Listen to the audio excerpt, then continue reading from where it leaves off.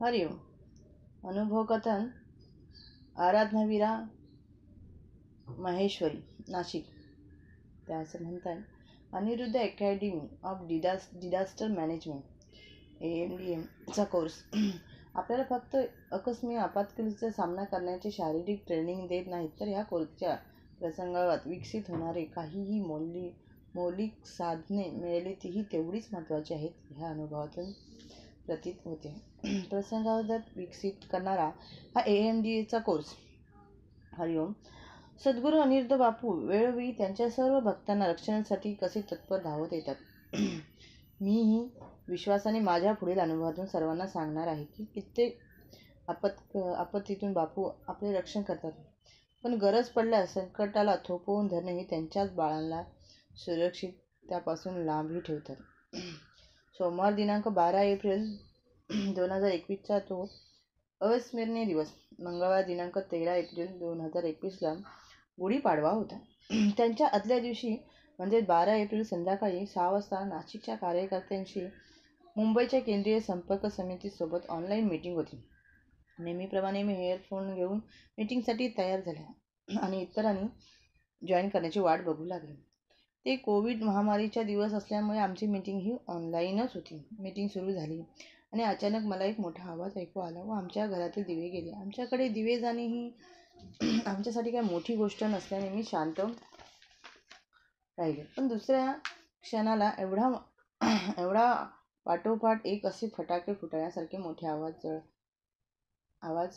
जवळून यायला सुरुवात झाली. मी लगेचच हेडफोन काढला, मीटिंगमधून डिस्कनेक्ट झाले आणि हॉलमध्ये जाते. घरात मुख्य प्रवेशद्वार उघडते तर समोरच दृश्य बघतात मी थरकाप उडाला. आगीच्या ज्वाळा माझ्या दरवाजाच्या 2 फूट अंतरावर आलेल्या होत्या. ज्या जागी आमच्या अपार्टमेंटच्या मधील सर्व फ्लॅटचे विद्युत मीटर बसलेले होते, त्या भागातला आग आलेली होती. त्यातून फटाक्यासारखा आवाज येत होता. बाहेर खेळणारी मुले ओरडत सर्वांना आग लागल्याची सूचना देत होती. मी घराचे मुख्य दार उघडताच सर्वांनी मला दरवाजा बंद करायला सांगितला आणि त्या मुलीला मला मागील दरवाजातून बाहेर येण्यास सांगितले. घराच्या पाठच्या मागे दरवाजाने बाहेर पडताना मी जोरात बापूंना हाक मारली आणि म्हटलं, बापू वाचवा आम्हाला. मी बापूंना त्यावेळी अंबज्ञ म्हटलं, कारण आमच्या घराला मागील बाजूस दरवाजा करून घेण्याची बुद्धी आम्हाला बापू कृपेने झाली होती. संकटसमयी सर्व श्रद्धावांना फक्त एकच आधार असतो आणि तो म्हणजे आपले बापू. हा आधारस्तंभ कुठल्याही संकटाशी झुंज देण्यास भक्तांच्या मागे पुढे सदैव उभा राहतो. त्यांच्या सर्व बाळांना सामर्थ्य स्तोत्र पुरवतो. अशा अनेक आपत्तीचा निबिडपणे सामना करण्यासाठी बापूने अगोदरच माझ्याकडून Aniruddha academy of disaster management म्हणजे AMDचा कोर्स करून घेतला होता. अचानक कुठलीही आपत्ती आली तर त्यातून प्रथमच स्वतःला व इतरांना कसे वाचवता येईल हा कोर्स आम्हाला शिकवण्यात आले होते. या कोर्समुळे मी न घाबरता आत्मविश्वासाने आणि सामर्थ्याने अचानक आलेल्या त्या आपत्ती सामना करू शकले. बाहेर पडण्या अगोदर मी घरातील सिलेंडर बंद केले. घरातील इलेक्ट्रिसिटी मुख्य स्विच बंद केले. बाहेर पडून मी शेजाऱ्यांना फायर ब्रिगेडला फोन करायला सांगितलं. आगीच्या ज्वाळा माझ्या दरवाजात खूपच जवळ आल्या होत्या.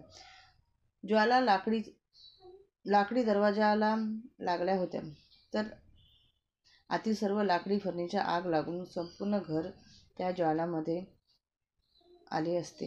ह्या भयानक स्थितीने विचारही करवत नव्हता.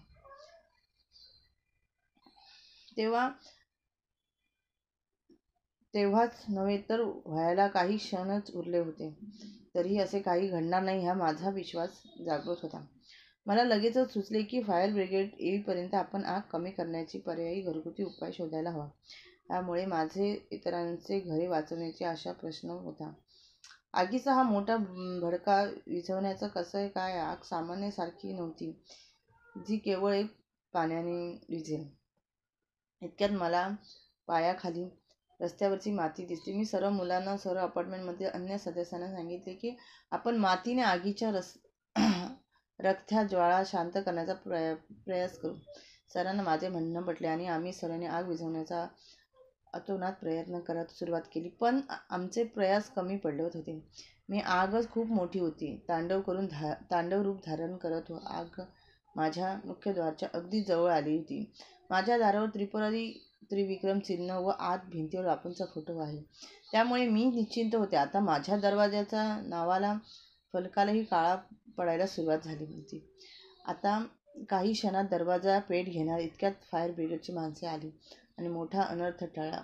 सर्वत्र धूर आगीच्या ज्वाला दिसत होता. फक्त पहिल्या मजल्यावरील रहिवासी खाली येऊ शकले, पण इतर सर्व गच्चीवरील बसून होते आणि काहीतरी भीतीपोटी तर घरातील दरवाजे बंद करून बसले होते. त्या आगीचं एक जरी ज्वाळा पार्किंगच्या गाड्यांवर पडली असती तर अजून एक मोठा अनर्थ होऊ शकला असता, पण बापूने तेही होऊन दिले नव्हते. बापूनेच आमचे पूर्ण अपार्टमेंट व सर्व रहिवाशांना सुखरूप ठेवले होते. फायर ब्रिगेडच्या माणसांनी धाडसीने कृत्य करत केवळ पाण्याचं नाही तर केमिकल पावडरने ती आग विझवली. मीटरमधील विजेच्या तारेमध्ये शॉर्ट सर्किट झाल्याने ही भीषण आग लागली होती. आमची ही भयानक आगीतून सुखरूप सुटका केल्यामुळे मी मोठी आई महिषासुरमध्ये बापूंच्या चरणी शतत ऋणी व अंबज्ञ आहे. हरि ओम श्रीराम अंबज्ञ नाथ सविता नाथ सविता नाथ सविता.